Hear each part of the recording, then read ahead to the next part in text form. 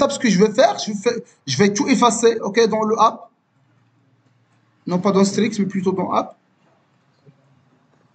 Je vais tout afficher, ok. Ça, c'est le render méthode. Maintenant, le composant, il est vide. Il est vide, ok. Donc, il n'y a rien maintenant. Donc, quand même, on va essayer d'afficher simplement un petit paragraphe, ok, avec un title, avec un name, ok. Donc, let name égale Younes.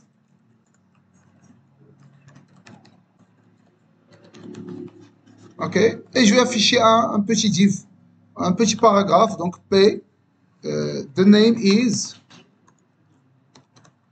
et je vais afficher la variable name. Je sauvegarde avec un CTRL S. The name is Younes, vous voyez, il est très petit. Quand même, je vais le mettre au sein d'un H1. Comme ça, il devient plus clair. The name is Younes. Ok. Ça, c'est juste un affichage classique d'une petite variable.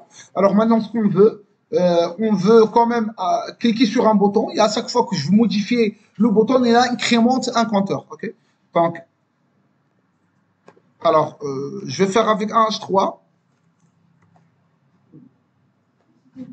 The count is, et je vais afficher ici un count.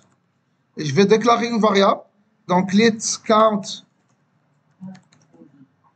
égale à 1. Bien évidemment, le fiche de count is 1, c'est facile, rien de spécial. Mais cette fois-ci, je vais ajouter un petit bouton qui permet de compter le nombre d'éléments. Alors, je vais le poser ici. Donc, je vais faire un bouton. Un bouton avec le mot increment. Et je vais ajouter un on-click. Ça, c'est la variable dynamique, ça veut dire entre accolades. Et je vais invoquer une méthode qui s'appelle increment. Entre parenthèses, je l'incrémente. Elle n'est pas là. Donc, je vais le créer dans la fonction app. OK? Increment, cette méthode, qu'est-ce qu'il fait? Il fait le count plus, rien de spécial. Et l'incrémente. Alors, je ne vais rien retourner. Je vais simplement incrémenter le compteur. Alors, s'il vous plaît. S'il vous plaît. Alors, d'ordinaire, ça ne va pas marcher. Ouais. Événement, elle attend un événement, c'est ça? Ok. Alors, s'il vous plaît. D'ordinaire, on clique, il attend quoi comme paramètre? Il attend une référence d'une méthode. Ça veut dire qu'il n'attend pas la méthode avec les parenthèses, comme ça. Non. Il attend plutôt la référence sur la méthode. Sinon, si je le fais comme ça, automatiquement, il va être invoqué automatiquement. Et nous, c'est pas ce qu'on veut. On veut qu'il ait invoqué la méthode increment une fois qu'on clique sur le bouton. Donc, je vais faire comme ça. Et je vais faire le bouton increment. Il ne fait rien. Mais quand même, je vais faire un petit truc. Ça veut dire ici, une fois qu'on incrémente, je vais faire increment log. C'est pas increment, ça s'appelle plutôt count. Log. Alors, je vais voir. Alors, je vais faire CTRL-SHIFT-I. Plutôt le console, c'est CTRL-SHIFT-C. C'est pas CTRL-SHIFT-I. CTRL-SHIFT-I, c'est plutôt le network. Tchac. 2, 3, 4. Donc, vraiment, il est incrémenté ici. Mais dans l'interface graphique, il n'est pas incrémenté. OK?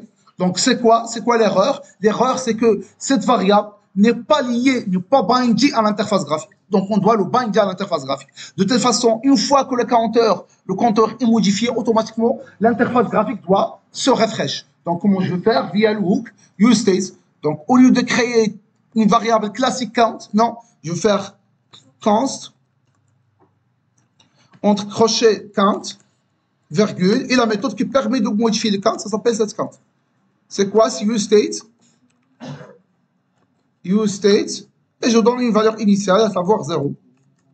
Alors, maintenant, le count c'est pas count tu vas modifier via setCount pour informer l'interface graphique que la variable a été modifiée, comme ça, il pourra faire un re-render.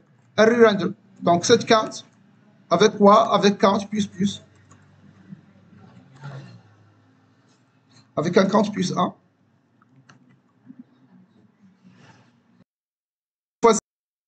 fois que je clique, automatiquement, la variable a été modifiée puisque maintenant, il est bindé à l'interface graphique. Alors, on pourra faire aussi un petit truc similaire, c'est que au lieu de faire ça, une référence, on pourra faire une référence. Cette méthode, on pourra le faire via un arrow function, ok? Ou bien aussi, je peux faire un arrow function ici tout court. Ça veut dire comme ça, double quote, comme ça, et un increment, mais cette fois-ci, je peux carrément l'invoquer. Pourquoi? Parce que ici, j'ai fait un arrow function qui ne sera pas invoqué. Donc, je vais voir, c'est la même chose, 7, 8, 9, 10, 11, 12. Ok? Donc, soit tu invoques la référence, soit tu fais un arrow function, et cette fois-ci, vous avez le droit de passer les paramètres.